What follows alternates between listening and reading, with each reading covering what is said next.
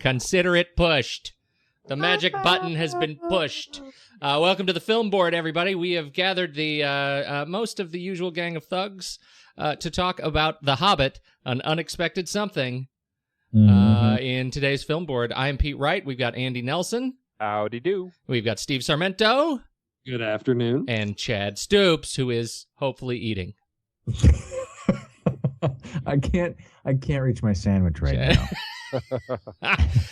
Okay, so this film, The Hobbit, this wildly anticipated Hobbit, offered in five visual formats in theaters, likely not near you for most of them.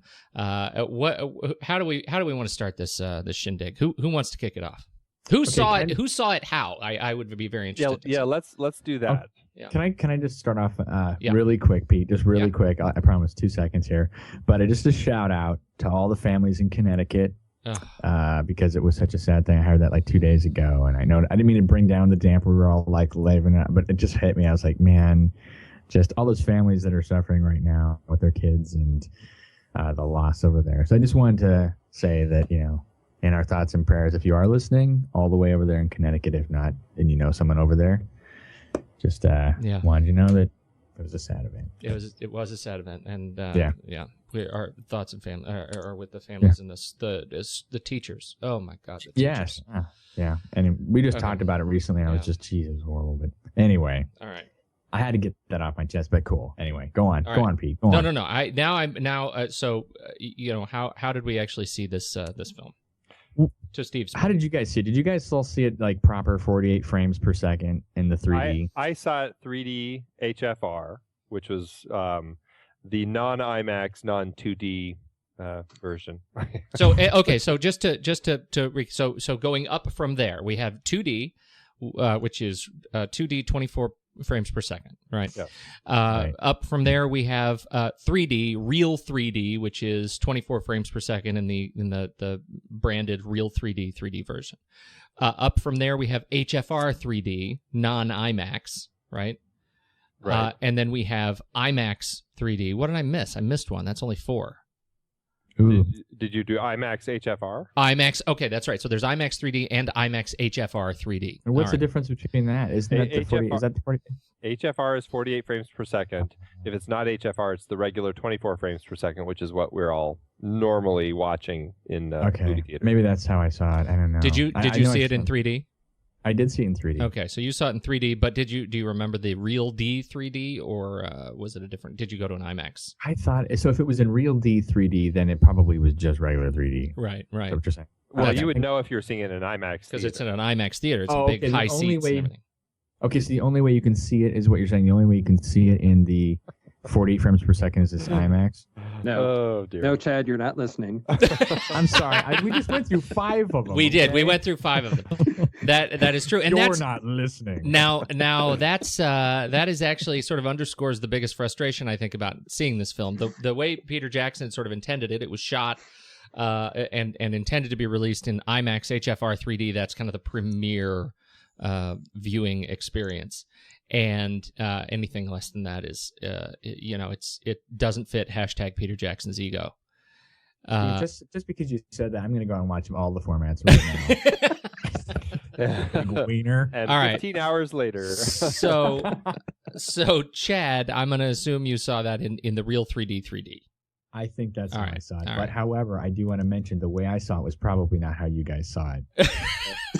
And the reason why I want to say this is I walked in there, first of all, by myself, and I had a huge thing of popcorn and a Coke to last me the night. But I went in there, and it felt like I was watching it on an airplane, first class, going to Japan, because we were in leather seats that reclined back and put your feet up. I'm not kidding.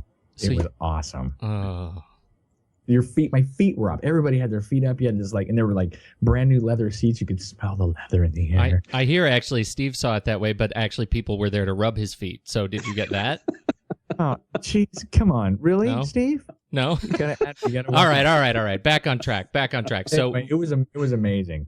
Chad had the best seats of all of us, likely, and probably the best dream in the middle of it when I could when you fall asleep.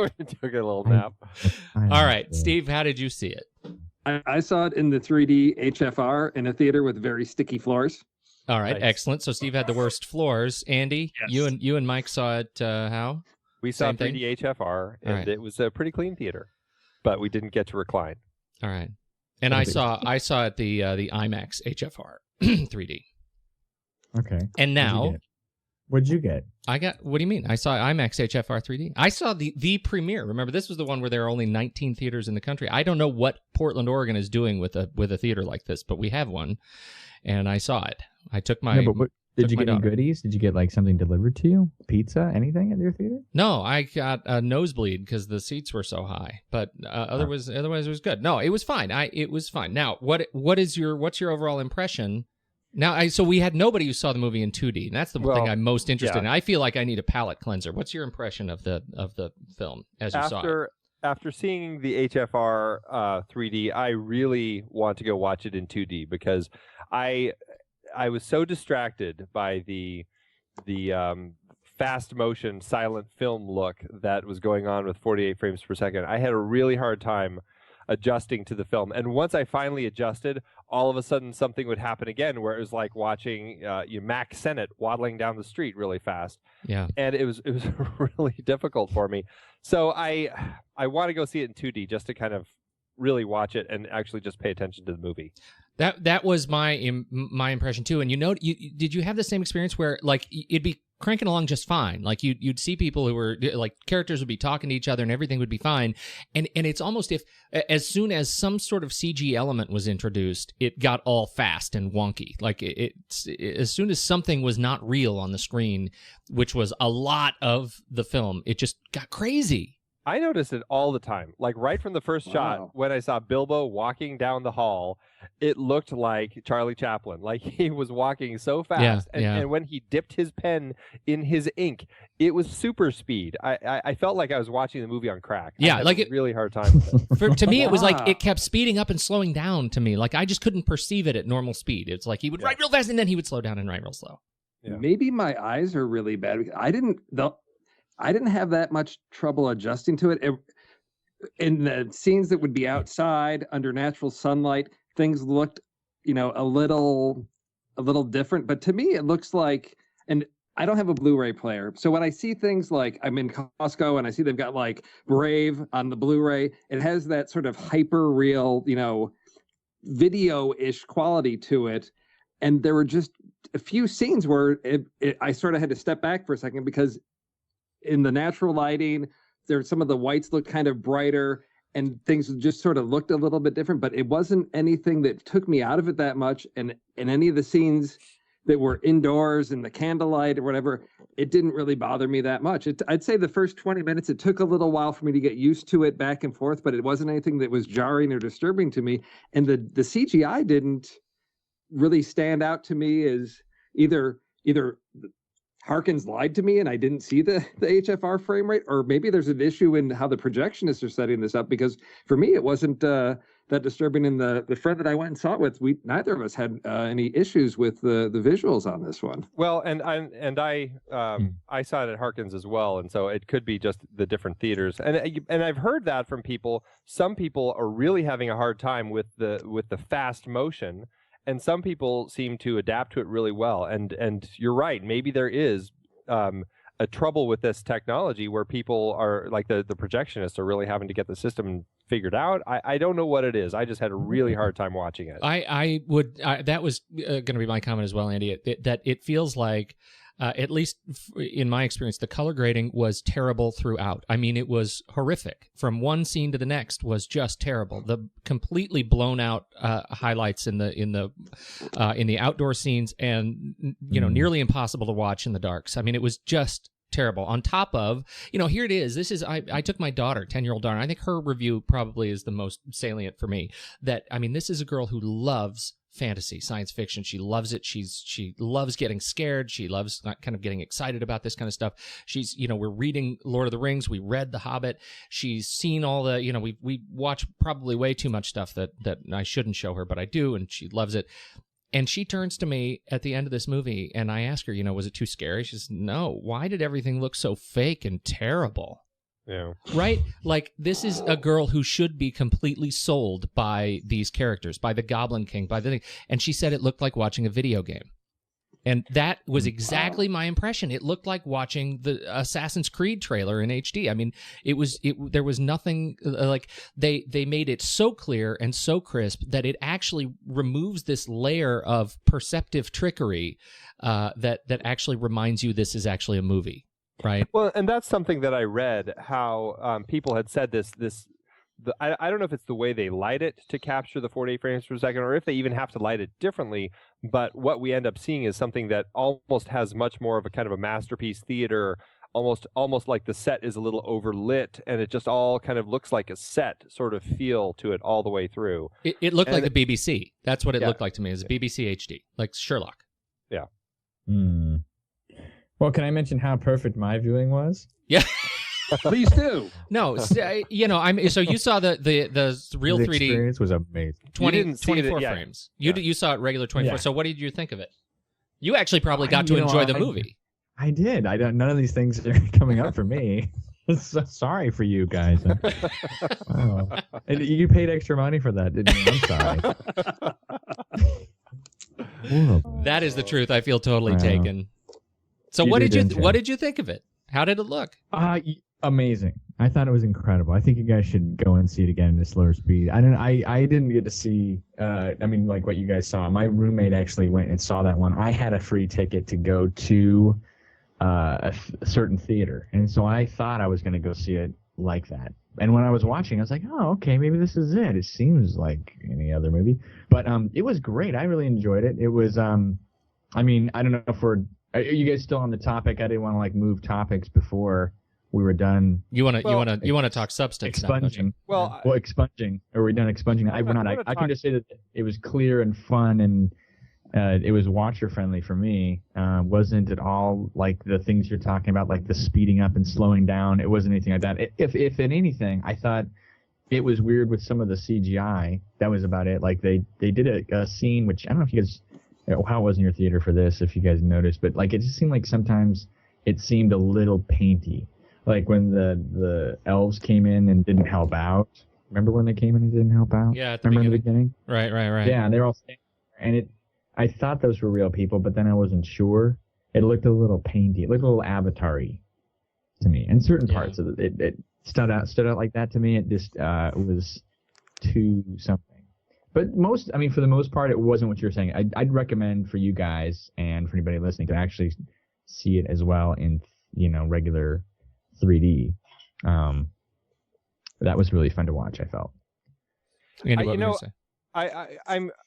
I'm just really curious to see kind of how the general public ends up reacting. Like, I'm curious to see a month from now or 2 months from now, kind of what the I don't know how they're going to track it. Hopefully they're tracking it according to all 5 types to see where the money is really being spent, because I'm curious to see how this HFR is going to take off. I mean, James Cameron saw this movie and he's already coming out saying how much he loves HFR, and he's going to do all of his other Avatar movies in HFR now.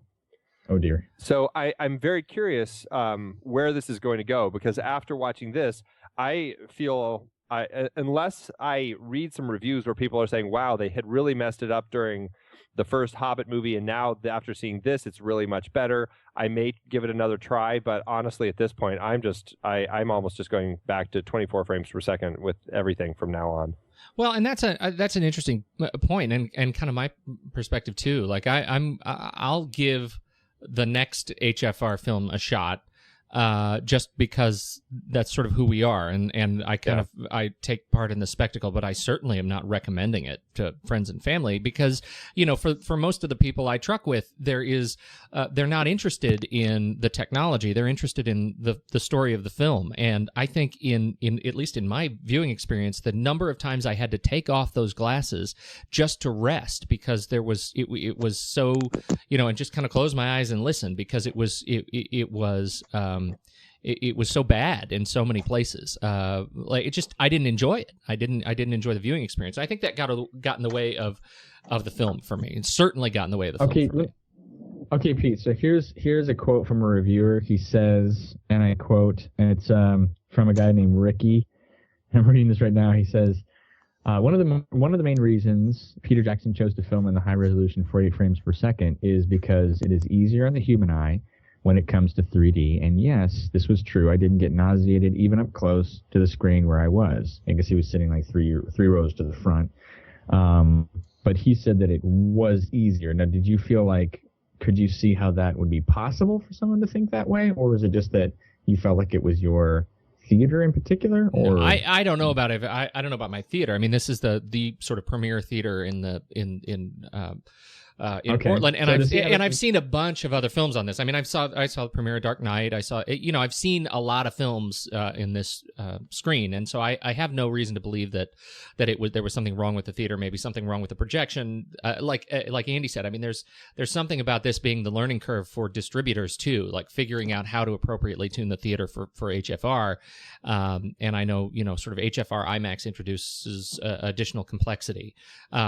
So I certainly think that's true. But the real question is, do we need it? And I there's nothing really special about 24 frames per second.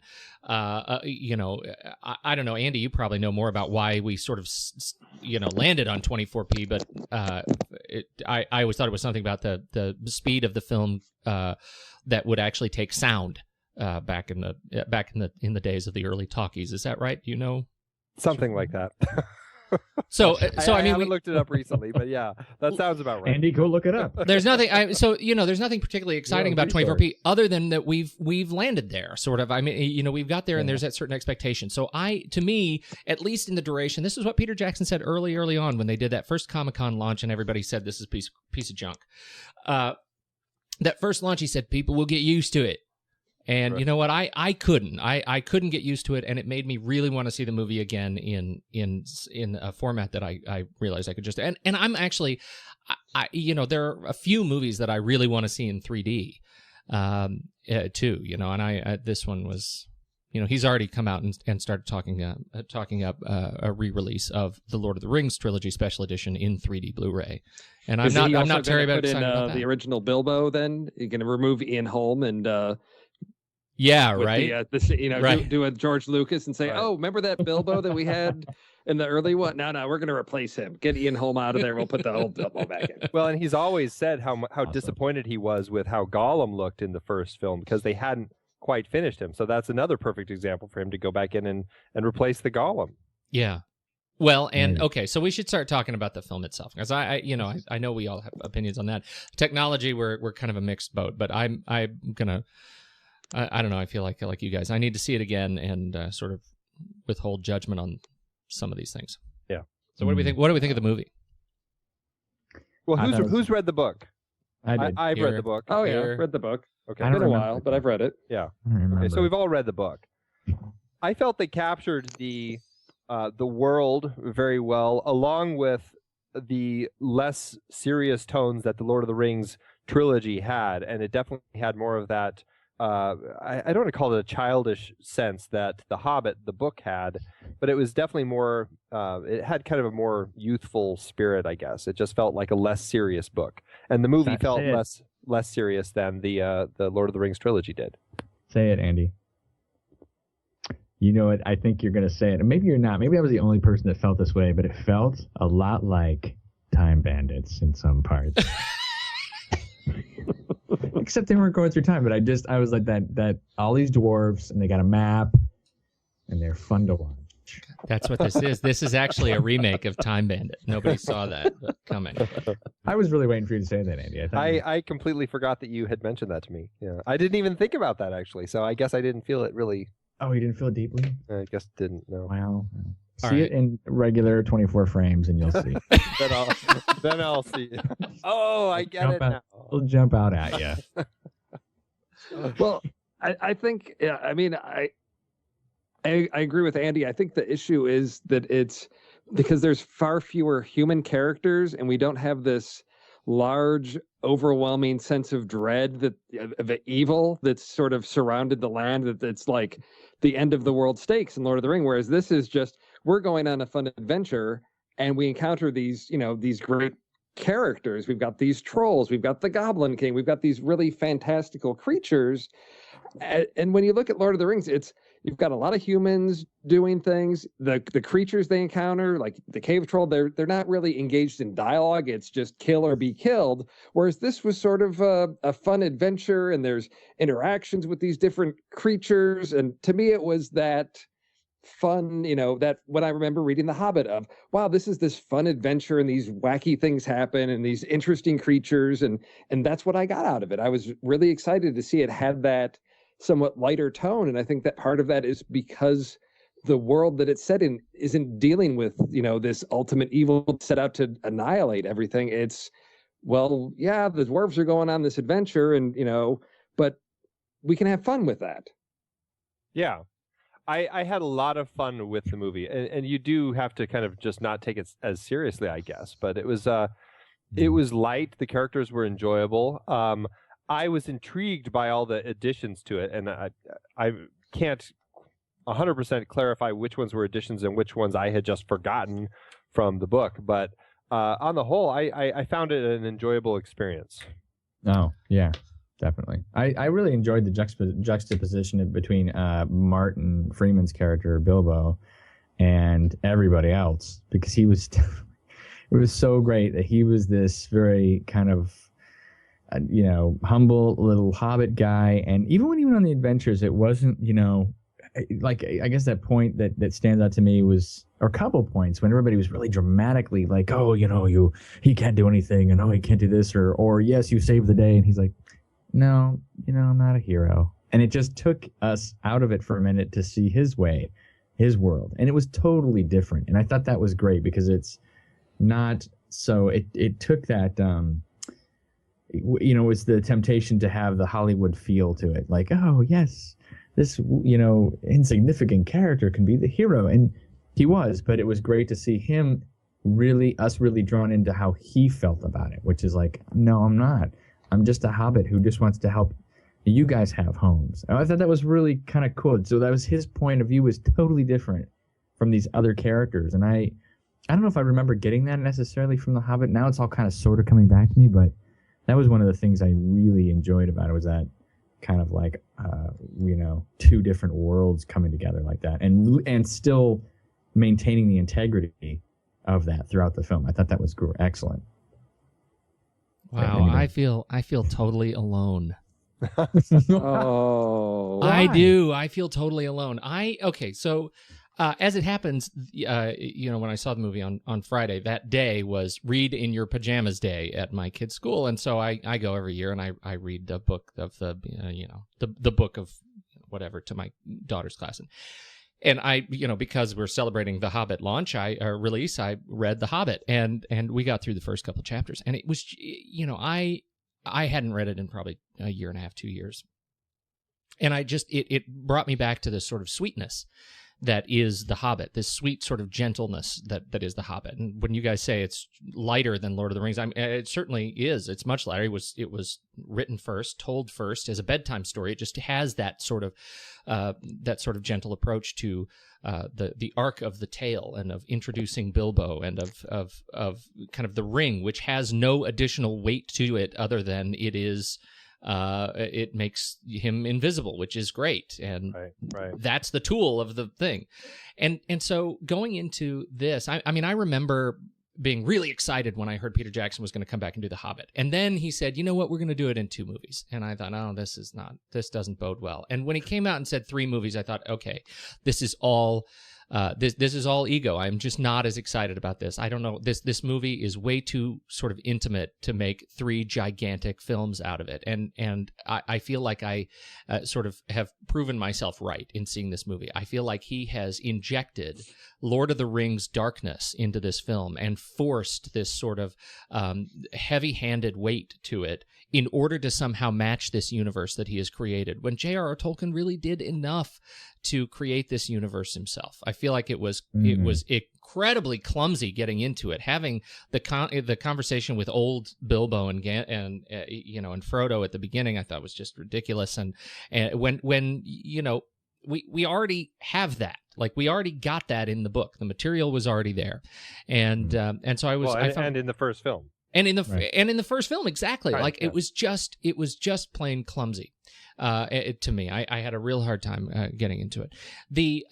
And the just sort of force feeding us that the LOTR universe was. I think overwrought. The movie was way too long. It was crazy too long. No. It was way too long. It was way too long. It was insultingly too long. I was so bored during pieces of it, and I love movies. And man, when they got to Rivendell, I thought I was going to have to rip my eyes out. This was too long by 50 minutes.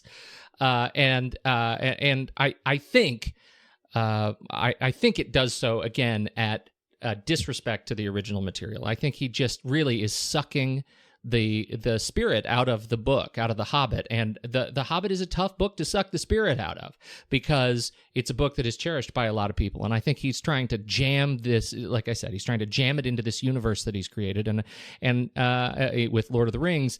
And I just don't think it fits.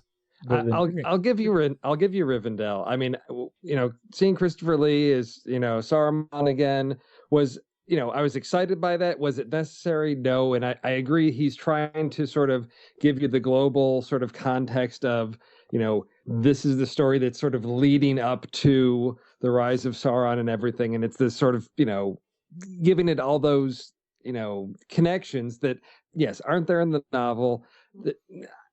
Rivendell, not necessary, sure, but it added something to it. I thought there were some of the other pieces that sort of expanded it, gave it a little bit of depth. I mean, for me, it was sort of like seeing the theatrical release of Lord of the Rings and then the expanded edition where there's a little bit more story. There's a little bit more scope to the universe.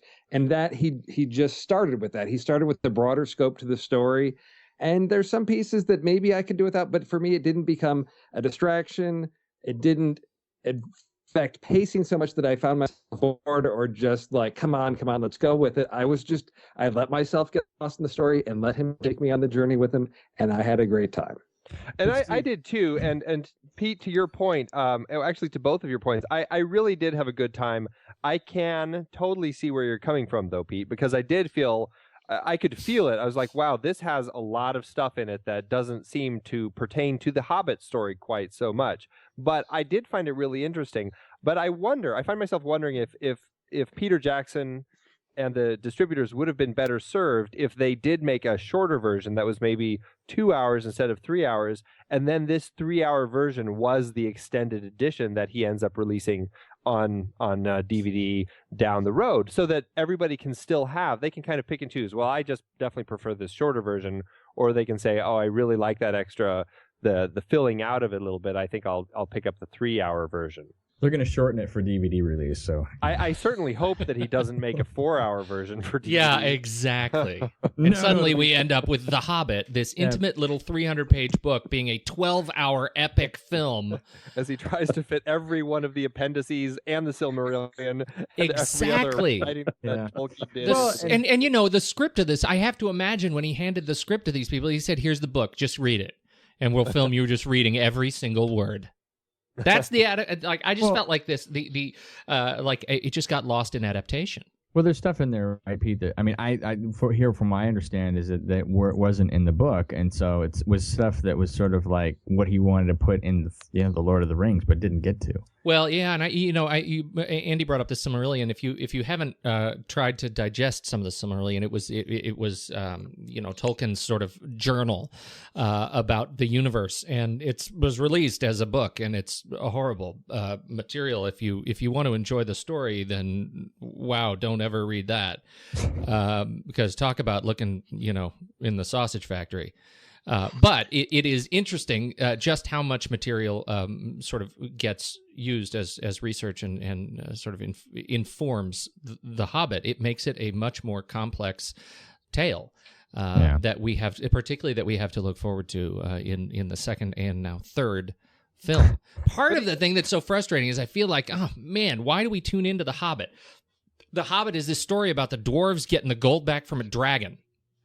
And what do we see of the dragon? Like I feel like I was this stretching this out to 3 movies is sort of betrays the, like, I'm not excited. I'm not anxious, and like I've been teased by the dragon. I feel betrayed that I don't have enough of the story. I don't know enough about what it's about. It is a similar feeling, I think, to when the I can't remember the end of the first or the second Lord of the Rings, where it just feels like it stops in the middle of a sentence. Yeah. Well, here's the thing that I think, because, and again, I haven't read The Hobbit in quite some time, but my recollection of it is you have the dwarves and Bilbo going on this adventure to get the gold back and get their dwarf palace back from the dragon. But that all comes to resolution 2/3 of the way through the story. Right. And then you have this big war between like the 5 races or whatever. Right. And for me, when I read that book and when I saw the animated version, I always kind of felt like, well, what is this whole thing? How does this tie in? And so this is what I'm thinking, is that Peter Jackson is finding a way, by bringing some of these appendices into the story and some tales from the Silmarillion and all that, so that by the time we get to that War of the 5 Races in the 3rd film, it actually feels like there's more context to it. You have the story of this little hobbit going on this journey to help the dwarves get their home back, but in the process ends up getting tied into this massive war of the 5 races. And I think that what's going to happen is it's going to end up tying together in a much stronger way. You're probably right. Well, I hope so. Think of it like this, though. Also, I mean, it's you're seeing a movie that, and this is not to say this is what he should have done, but I'm just saying that we have all seen 3 huge movies that when you buy them on DVDs, they're even huger, and so everybody's kind of they're paying to see something like that. Now, whether he did it justice or not, we'll have to. I think, kind of like Andy, it's. I think you're going to have to watch all 3 to see if the first one was worth it, because it is kind of, I know what you're saying. I mean, when there were times I was sitting there going, I don't know if this is completely worth it. My thing was watching the characters. I thought that that I think they picked the perfect Bilbo. I think he does it justice. I think, he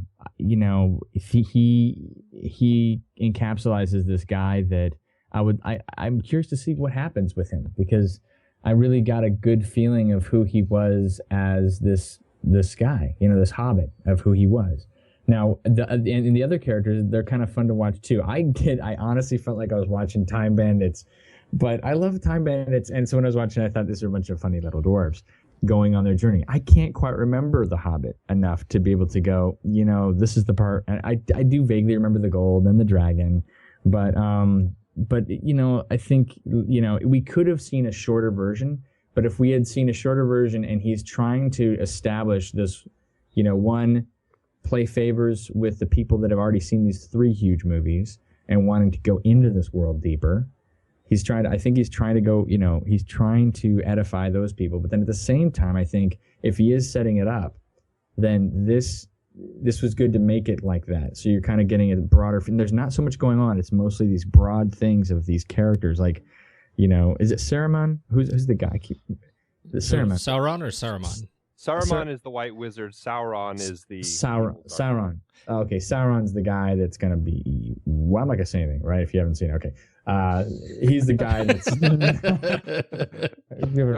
that was spoiled years ago. Well, and I nobody's read the book. I don't know. I should add one of our comrades we've tried to get on every single episode of the Film Board, but who can never seem to make it, is Tom Metz. He's a filmmaker in LA, and he actually sent a copious a binder of his notes from seeing this movie for us to refer to, and I think Chad brings up a great point. And I think Tom's mad when he writes this, and Tolkien can go beep himself. As I described above, I'm not a fantasy guy and have trouble attaching names to people, things, monsters in fantasy situations. That being said, why does Tolkien hate me so much?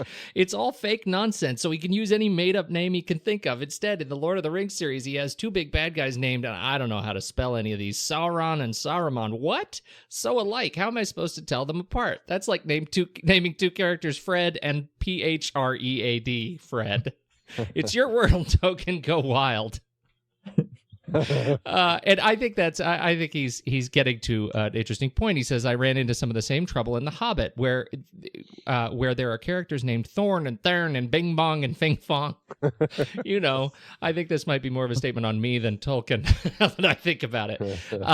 But that is the point. I think we have a lot of people in this movie, a lot of characters in this film, and particularly in the beginning, on top of it being, for me, an incredibly so start, it is difficult to orchestrate the number of bodies that they have trailing across the across this universe. I actually, we when talking about the sort of casting and the structure of the people parts, I think there's a lot to really like about it.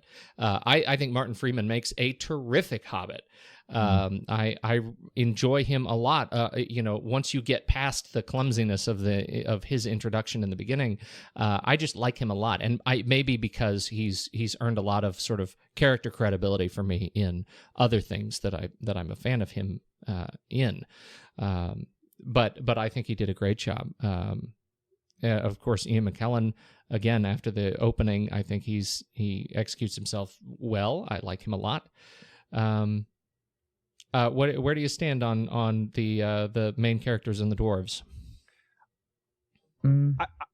I like all the characters. I like the principal characters: Gandalf, Gollum, Bilbo, Thorin. Those characters I really enjoy. I do feel that the rest of the dwarves I have a hard time with, but that's kind of the nature of the situation with the dwarves. I mean, it's a group of 13 of these small bearded men, and trying to distinguish one from the other apart from physically is nigh impossible. And I think Peter Jackson tapped into that and at least gave us great faces that we had an easy time distinguishing between. Yes. I really enjoyed that. I do agree. This is another note that Tom sent is, why is there that one who's just, it's like, I thought it was kind of weird how all the dwarves had huge prosthetic noses and foreheads and chins, except for that one dwarf dude who was just totally normal looking and handsome. It's like he was late to set and they didn't have time to send him to makeup. So one by one through the doors came Crazy Big Nose and short baldy warts and crazily mustached double chin and Steve. It's exactly right. That's exactly how it feels. There's handsome and the uglies. That's right. Yes. I agree with him. That one thing that did take me out, because you have Thorin, who's relatively, he looks human, but then it's the one with, and I again keeping the name straight, it's Feely or Keely, the one with the bow and arrow, who did not seem like a dwarf. He was like the half-blood related from somebody's mom off on that had something with the elves, because he just didn't look like the rest of them. He's got a bow and arrow, and I'm like, oh, we've got an archer in with the dwarves. He didn't. I was glad to see, okay, they can take out these guys from a distance, because if they got to go hand to hand, they're screwed. They've got these big, wargs coming out. It was neat, but I just didn't. Maybe it's the scale issue as well, because looking at Lord of the Rings, it's like dwarves look short and stocky, and these guys will seem to be like relatively like human proportions, because we don't have that sense of scale. Even compared to Gandalf, these guys seem like they're all like, with the exception of a couple, dwarves on a Weight Watchers diet. They're relatively thin for what I imagine dwarves to be. That is until you get to the trailer. Go ahead, Andy. I'm sorry. I was just going to say, they have been wandering the wilderness for quite some time. That's true. That's true. That was an interesting point, though, too. I'll be interested to see how the behind the scenes on this. It seems like the scale issue was more apparent in The Hobbit than in The Lord of the Rings. I felt like I was more bought into the relative scale of the hobbits to dwarves to elves to people or to humans in Lord of the Rings than here. This felt like it felt like, the dwarves were one size when they were all together, and then they get to Rivendell, and there's sort of this great kind of helicopter shot over the Gandalf and Elrond and Thorin, and around the ceremonial crystal, and suddenly Thorin is about up to Gandalf's knee. Like he's like a model for trophies, he's just really short. And it's like, it's out of scale. It just doesn't work. It's certainly not to the scale of what was his name in Lord of the Rings? Gimli the dwarf. Yeah. Wow. So that was I think a challenge. That was another thing that, again, as you say, Steve, it took me out. So I guess that's something I didn't really pay attention to too much because for the vast majority of the time, almost everybody in the frame except for Gandalf is essentially the same size. So I guess it just didn't faze me, the size issues, because when they were in shots together, it seemed like they were different sizes, and I guess I just wasn't paying attention to too closely. But I guess for me it worked. You make me feel like a hypercritical jerk. So to your point again, I'm going to back off on my. I still think this movie was terribly slow, but you're absolutely right that this, and I had not made this connection, that the second movie is actually called The Desolation of Smaug. Right. So we do get Smaug in the second movie, and that means we get the wonderful Benedict Cumberbatch. I'm very excited about that. Well, and that's a character that I don't remember from the book at all. I was assuming that was a. Is that from the appendices, or was the character of the necromancer in the book? No, I'm talking about Smaug, the dragon. Benedict Cumberbatch is credited as the necromancer. Don't think so. In the end credits. In the end credits, he's credited as necromancer. Well, I think he's also the voice of Smaug, my friends. Wow, he is. Yeah. He will portray Smaug the dragon through voice and motion capture, and will also provide the motion capture for the necromancer. Just because I saw his name in the credits, and I was like, "Where was Benedict Cumberbatch in this?" Yeah, he was credited. So that's who he is in Star Trek. He's the necromancer from The Hobbit. Is the mystery character. Hey, I should add, as I don't think you guys got the 9-minute Star Trek thing, did you? No, we did not. No, we didn't. So we should talk about that too at the end. Just rub that in, why don't you? Yeah, sure. No, it's and we see him as John Harrison in Into Darkness. We meet him, and I cannot wait. And let me tell you, as I felt, as The Hobbit was wearing on me about 3/4 of the way through, I was really regretting that I was not watching the rest of Star Trek. It looks really, really good. Wow. Okay. But Can we talk about Gandalf and what a badass he is in this movie compared to Lord of the Rings? Because that's the thing I remember from reading The Hobbit when I was a kid, was like, Gandalf is this really cool. He's sort of there and does a few things, but here it's like there's more magic and he's lopping heads off with his sword. And I was just like, yeah, this is a tougher, more, action-packed Gandalf than we have in Lord of the Rings. And I was glad to see that, because that's how I remember him in The Hobbit, is just this really cool dude. And I was glad to see that show up in this film. And even to the point where I loved his little, the final confrontation between him and the Goblin King, which, it had a great moment of badassness and comedy to it that worked for me, I thought. I thought it was very funny. That last Goblin King line, that'll do it. Yeah. That was awesome. I don't know. That was another thing. They added a lot of stuff in that movie that was sort of like golf. Didn't he say golf at one point? Well, that was in the book. That was in the beginning. They talked about golf. Yeah, he says, and so was invented the book Golf. I always just thought that's crazy. I don't remember that being in there, but I don't remember much of that. But that's weird that they would have. I don't even know what time this takes place in, so it's weird to think of golf being there. Well, remember the narrator in the book is really. I mean, he's telling a story to. It's a bedtime story that he is telling, and he's sort of, and so that's why it's weird. As soon as it was in, it's in, some of those things in Gandalf's voice or in the character voices are a little bit funny.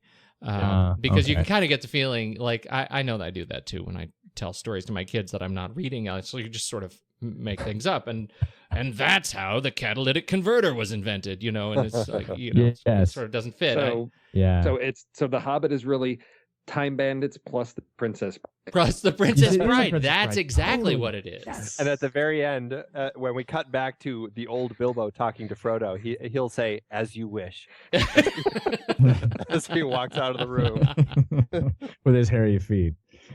How romantic! Brilliant. All right, so it's done.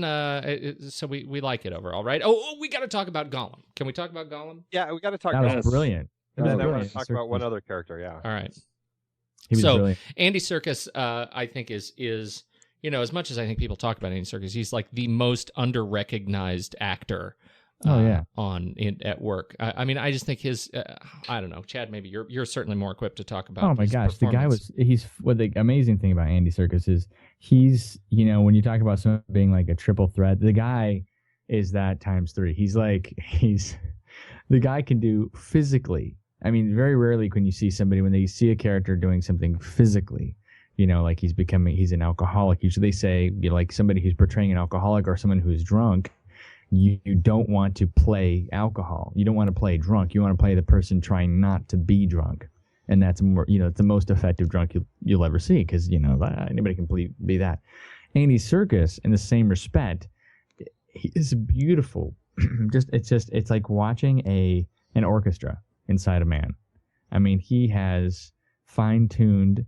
Not only this character, he has fine-tuned this character. I mean, even people who try to imitate the character, they know it's going to take a lot because you can do the voice, you can do the actions, you can do, his intentions, but can you do all those things at one time? It's exhausting just to pretend to be him. You can't pretend. It's a hard thing. And it's an interesting thing that you bring up because I think his portrayal of the character in this film,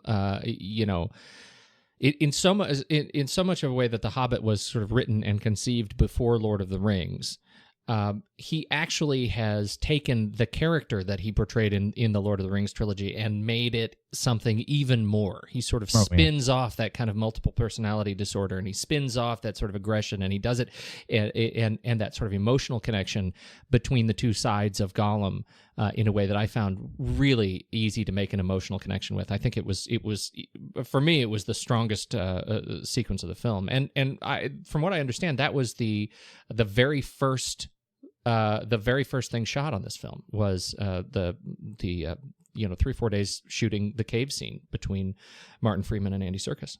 I think they did an incredible job. He needs to have a spin-off, just Gollum. The Adventures of Gollum. The Adventures of Gollum. It's an easy one to shoot, though. There's only one set. It's just Gollum a cave and a lake. Gollum in a lake, or maybe goblins. Gollum goes to the big city. Why not? And then gets a job. It can be like Crocodile Dundee too. He finds a woman and she's totally confused by him. You don't love me? He was so scary. I mean, in this film, I love the way that he. The others were kind of frightening, but not as scary as he was in this one, where you just didn't know what he would. He couldn't handle it. It really went to a deeper part where, like, now if I watch the other two, I'm like, wow, you really see his pain and his his weakness and his real struggle to the other. Now, I mean, if you go watch the other ones, it actually, I think, will enhance it because he's really trying not to have or go out of control. What happens when he first gets his ring taken away from him? It's insanity. Right. He goes crazy, and it's just that whole sequence, that what has he got in his pockets sequence was just fantastic. It's chilling. I actually had chills going up my spine watching it because when you actually do a character, you really are thinking about layers of them. I mean, this character is so. It's not even there's very few things you can actually grasp to base it on. You can't, it's based off of something that's in a mythological place in the beginning, but to be able to also pull people in and kind of care for this guy, I mean, Andy, he should really be nominated. Well, add to that Serkis was also the second unit director. Was the second unit director on this on all 3 of these films. Yeah, he's really fantastic, and he. Everybody's been asking for him to get a nomination. When Rise of the Planet of the Apes came out, everybody felt, or I don't know everybody, but a lot of people were calling that for him to get a nomination for the amazing performance he did as Caesar. No, he didn't. Certainly here too. It's not quite maybe as a supporting character in this film, but I mean he's so good at bringing these characters to life in this motion capture way, and I would say yes, he definitely deserves it. Yeah, I mean, he's a leader in this field that's it really is new in this way that I don't know very many people that, like, he is definitely the king of the motion capture. He expresses himself in a way that very few actors can do in any capacity. So it's just, yeah. I mean, you have to just sit there and marvel at. I think anybody that hasn't seen it, that if you didn't enjoy the film, it's that part of the film that, it's just well.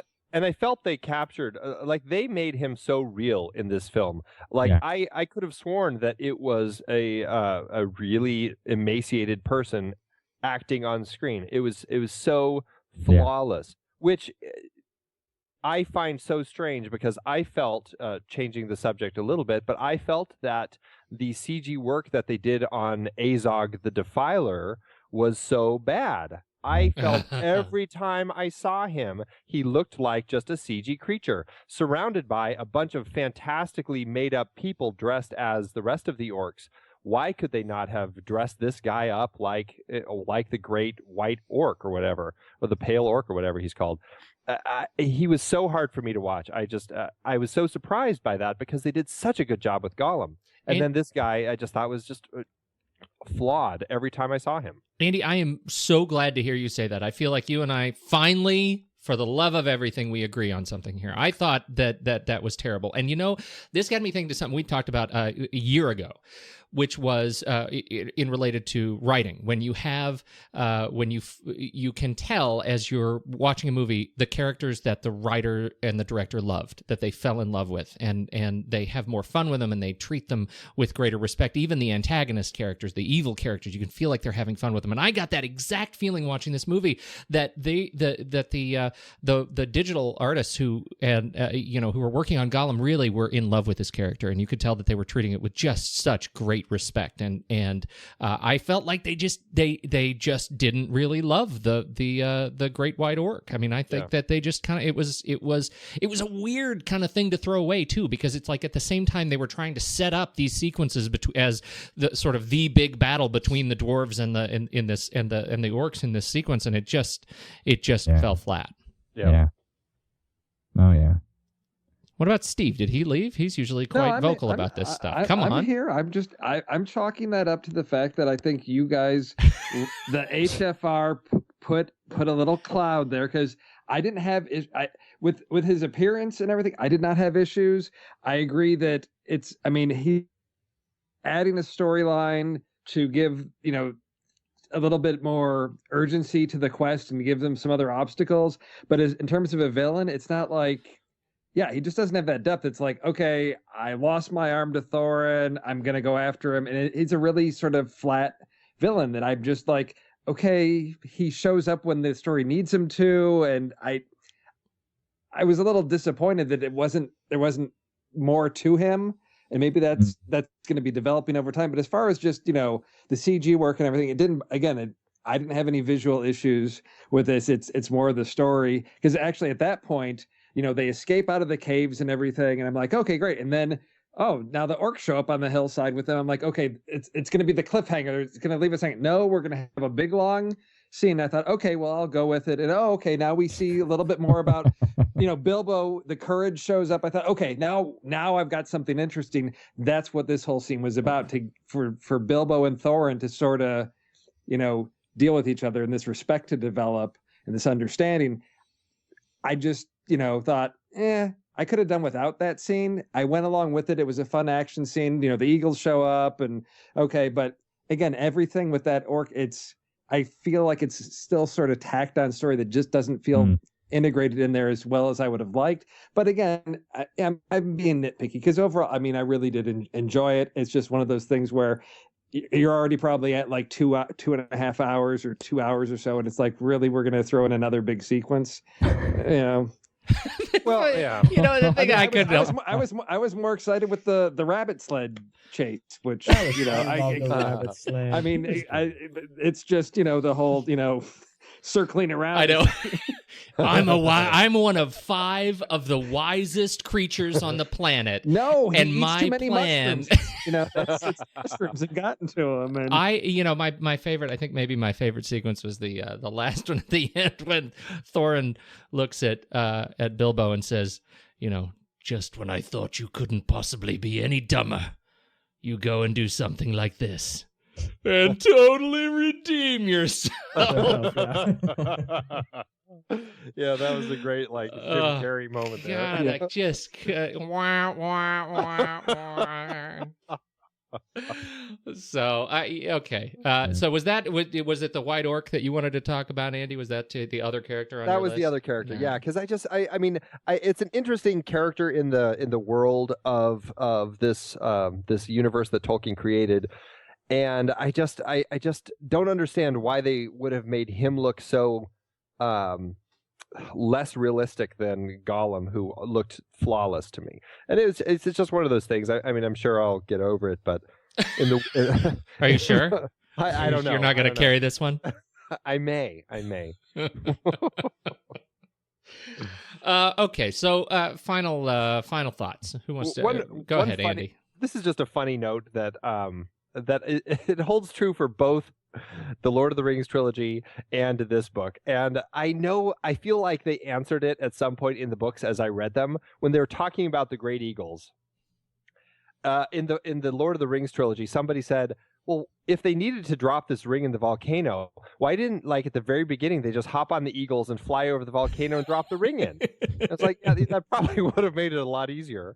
And in this one, at the end, it's like the eagles drop them off on the top of this giant mountain all the way across the valley from the mountain they're trying to get to. It would have taken them 3 minutes to get there. Fly to the other mountain. And I feel like they explained at some point in the books why these great eagles don't, they kind of are there to help Gandalf in his time of need, but they don't really help people. I can't remember, but it's just not really helpful. It's just I mean, they're not really helping that much. You're not helping. It's totally stay off my side. You just put me on the top of a column of stone with no stairs. There's my house. We're passing my house. All right. Stop helping. Yeah, I know.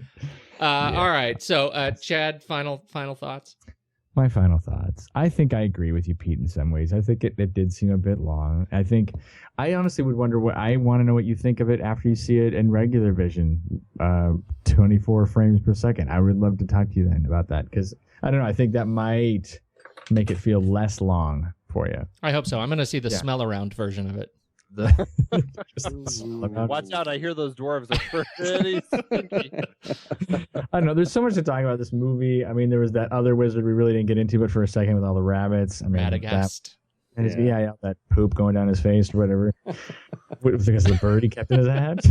There's a lot of things you can keep in your hat. I don't know why he kept a bird that continuously crapped down his face and he didn't wash it off. What kind of wizard is that? Do I want to get advice from him? I don't know. Anyway, I liked it. I think I'm curious to see what the other ones are. I think, like you said, it's not a whole lot of content. I'm hoping and banking on the fact that we're learning enough about these characters so that the next 2 movies it'll justify this kind of stuff. But I enjoyed it, and I think like I said, Andy Serkis did such a phenomenal job. I think that Martin did a fantastic job, who played Bilbo. I think that Gandalf was Gandalf, but he was awesome. He was like a healthier Gandalf, younger. So it was just more fun to watch him, have more, you could see his power, you could see his strength. So I think it's a good movie to go see. I think you definitely have to be well rested to see it, because you'll pass out. Or your butt will develop a tumor. It's a big 3 hours. Unless you're sitting in fine leather reclining chairs, apparently. That's right. That's right. With Hobbit massage therapists. Steve, final thoughts? Well, as soon as I walked out of the theater, I sent a text off to my brother and said I would do that again. Because it's something that I enjoyed. I went in. I set my mindset, I think, in the right place of I'm just here to have fun and enjoy an adventure, and I did. And so I'm looking forward to see where the journey goes in the next 3. But I'm chalking this up as a solid, I think, 3.5-star film. It's far from perfect, but like any of the flaws, you are easy to just take with a little bit of fun in the spirit of where the film is going. All right. I feel a little bit like I'm I am the hypocritical jerk. I'll be the hypocritical jerk. I'm gonna go see this movie again. I'm gonna try and like it more, and I'm gonna see it in straight up. Put your Fifth Element glasses on when you watch it. That's not very funny. Though, I take those out only on very, very special occasions.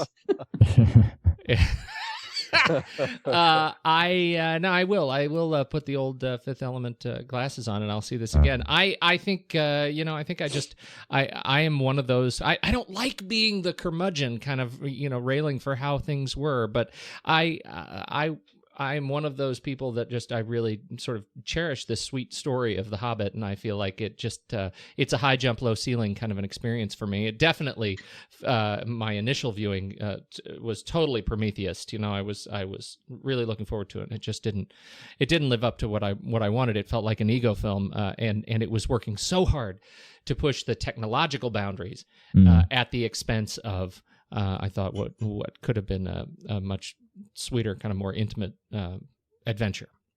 So that's my take. Andy? I really liked it. I am very much looking forward to seeing it in 2D, where I can just not have to focus on those technological milestones that Peter Jackson was trying to hit while he was in production. I want to just enjoy the film itself without thinking about any of that, because it's hard to think about it while being distracted constantly. So I'm definitely looking forward to seeing it again. And honestly, I think this is a film that by the time we get to the third one, and I know it's 2 years from now before we get to the final part of this trilogy, I feel like all of these extra things that he's throwing in are going to end up feeling right. And I feel like it's all going to tie together very nicely. Because of this big war, and I feel like he is setting it up for something that's going to make a lot more sense. So I'm very much looking forward to it. I feel like I want to reread The Hobbit, but I feel like maybe I should hold off until I've seen all three of the films, just to not sully anything. But overall, I enjoyed it. I do think it did have its problems, but you know what? I'm definitely willing to overlook those, and I would happily go on the adventure again. Excellent. All right, now let me just tell you, they park the Enterprise on the bottom of the ocean. Oh, why did you tell us that? It's... Oh, I gotta see it now. Oh. I gotta see. So they only show this 9-minute version in 48 frames per second. IMAX. IMAX 48 you can see frames it per second. No, you can see it 24 frames per second IMAX, but it has to be 3D. IMAX is only 3D. Is only 3D, right? But you don't have to see it in the 48 frames. You really? That's true. That's good. Yeah. Well, that's good. You should see it because it's pretty good. I really didn't want it to end. But I'm one of those guys. I'm a big fan of the Kirk. And I'm a you know what? This is this last thing, and then we're gonna leave, unless you want to talk more. This is one of the first Abrams Star Trek. That movie ended, and I felt like I did not want it to end. I wanted to have more of it, and just all over me. And this movie, when it opened, when it started, this first 9 minutes, I felt like it was just picking up right where it left off. That was exactly the feeling I wanted, and totally fit. It was great. So there you have it, gents. Go see it on IMAX now. I am going to have to. All right. Yeah. I don't think we have any other news. Thanks everybody for listening. Unless I did. Do we have any other news? I don't think so. We got nothing. Steve, Chad, gentlemen, thank you so much for your time this fine afternoon. Mm-hmm. All right. Thank you. Thank you. You're welcome. It's been a real pleasure. Are we doing another movie? Should we be saying like, hey, we may do another movie? Oh no, we're definitely doing another movie after the new year. But we're not telling. We're not telling. No, we're not telling. That's right. We're not telling. We're not telling because we have. We know. We totally know. We're not doing it.